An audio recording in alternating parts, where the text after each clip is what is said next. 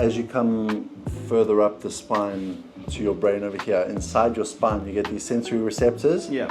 And the higher we come, the more dense they are. Okay. So like when you tight and restricted, you can feel that right in there. That joint's locked up, so that's not talking to the spine as well as it could. Okay. So we're going to gently adjust that if that's okay with you. Yeah, that's fine. Cool. Nice and relaxed. Drop that down. There we go. All of that tension just melts away.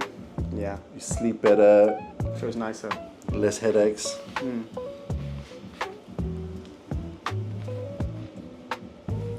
Face me this way.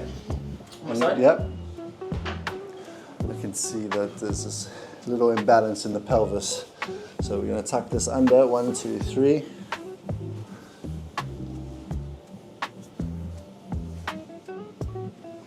I'm going to roll you over nice and gently. Well done, buddy. On your back. 1, 2, just like that. 1, 2. Is that we done? Yes, you're done. Cheers, man. Thank you. Oh.